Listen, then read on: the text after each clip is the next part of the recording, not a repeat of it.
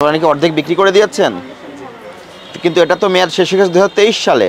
মেয়াদ ওষুধ অর্ধেক বিক্রি করে দিয়েছেন 23 সালে না মেয়াদ শেষ? এগুলো ইতিমধ্যে না, মানে তো এখানে তো রাখছেন, কেটে কেটে বিক্রয় করছেন। এটারও তো মেয়াদ শেষ হয়ে গেছে 24 সালে।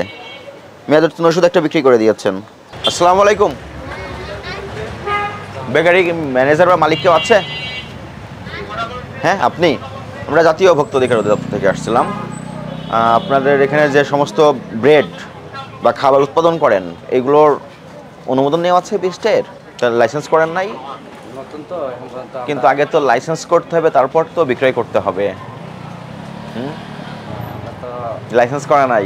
করেন নাই এখনো, লাইসেন্স করে ফেলতে হবে। তাহলে তো এটা আপনি এখন বেআইনিভাবে উৎপাদন করছেন এবং বিপণন করছেন। পাশাপাশি এই ব্রেডগুলোই কিছু তথ্য দিতে হবে। হ্যাঁ, লেবেল লাগাতে হবে। কি কি লাগাতে হবে জানা আছে? হ্যাঁ হ্যাঁ, তো এগুলো দিচ্ছেন না কেন? আপনি তো জানেন। আপনি কি আবেদন করেছেন এগুলোর জন্য, লাইসেন্স জন্য বা বিএসটি এর অনুমোদনের জন্য আবেদন করেছেন? আবেদনের কপি দেখাবেন। এগুলো সবসময় নিট অ্যান্ড ক্লিন রাখতে হবে, ঠিক আছে? স্বাস্থ্যসম্মত পদ্ধতিতে এগুলো উৎপাদন করতে হবে। ভিতরটা একটু দেখে সরান। আপনাদের কিছু কিছু ত্রুটি বিচ্যুতি আছে, এগুলো সংশোধন করবেন। এই জায়গাটা পরিষ্কার পরিচ্ছন্ন রাখবেন, ঠিক আছে? আর ব্রেড যেগুলো তৈরি করেন এগুলোই লেবেল দিতে হবে অবশ্যই। উৎপাদনের তারিখ, মেয়াদোত্তীর্ণের তারিখ, কত করে বিক্রি করেন, ওজন কত, ওজনটাও দিতে হবে, ঠিক আছে?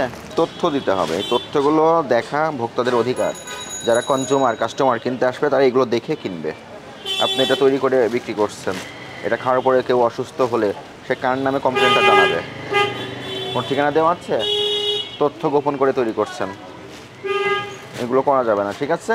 এরপর থেকে আপনারা প্রথমত বিএসটির অনুমোদন নেবেন এবং অনুমোদনের সেই লাইসেন্সের যে তথ্যগুলো কথা বলা আছে সেইগুলো এখানে দিতে হবে, ঠিক আছে? ভোক্তা অধিকার সংরক্ষণ আইনে এই অপরাধ আপনার 1 বছরের জেল আছে, 1 লক্ষ টাকা জরিমানা আছে। আপনাকে সতর্কতামূলক 5,000 টাকা জরিমানা করলাম, পরবর্তীতে এগুলো সংশোধন করবেন, ঠিক আছে? নতুন ফার্মেসি মনে হচ্ছে। প্রথমে যেটাই হাত দিলাম সেটাই মেয়াদ শেষ হয়ে গেছে। মে মাসের 24 সালের মে মাসে মেয়াদ শেষ হয়ে গেছে, কোনো মেয়াদই দেওয়া নাই। এই যে এটা নতুন দোকান, তাও এতগুলো মেয়াদ চলে যাওয়া কেন? ডিসেম্বরে মেয়াদ শেষ। আমরা জাতীয় ভোক্তা অধিকার সংরক্ষণ অধিদপ্তর থেকে আসছি মনিটরিং এ।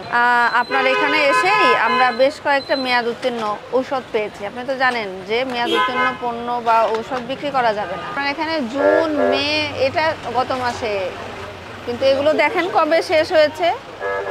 মে মাসে, জুন মাসে শেষ হয়েছে এসব মেয়াদ। নাকি অর্ধেক বিক্রি করে দিয়েছেন, কিন্তু এটা তো মেয়াদ শেষ হয়ে গেছে 2023 সালে। মেয়াদ ওষুধ অর্ধেক বিক্রি করে দিয়েছেন 23 সালে না মেয়াদ শেষ? এগুলো ইতিমধ্যে না, মানে তো এখানে তো রাখছেন, কেটে কেটে বিক্রয় করছেন। এটারও তো মেয়াদ শেষ হয়ে গেছে 24 সালে। মেয়াদ ওষুধ একটা বিক্রি করে দিয়েছেন। মেয়াদ ঔষধ, ফিজিশিয়ান স্যাম্পল এগুলো বিক্রয় করা যাবে না, বুঝতে পেরেছেন? আর আপনার তো এখন লাইসেন্সটা আপনি হালনাগাদ করেন নাই ঔষধের, কারণ একজন অসুস্থ মানুষ খুব দ্রুত আসছে একটা ওষুধ কেনার জন্য, আপনি তাকে দিয়ে দিয়েছেন, বাসায় যে সে খেয়েও নিয়েছে ওষুধটা, পরে দেখা গেল এটা মেয়াদ উত্তীর্ণ ওষুধ। তার যে ক্ষতিটা হবে এটা আপনি পূরণ করতে পারবেন? এরকম মেয়াদ কত মাস, মে মাস, জুন মাসে দেখেন 24 জুনে চলে গেছে। এইসব ওষুধ নিয়ে আপনি কি করে ব্যবসা শুরু করলেন? মেয়াদ ওষুধ পণ্য বা বিক্রয় করা বা বিক্রয়ের প্রস্তাব করা বা বিক্রয়ের উদ্দেশ্যে সংরক্ষণ করা 1 বছরের কারাদণ্ড, অনধিক 50 টাকা অর্থদণ্ডের বিধান আছে।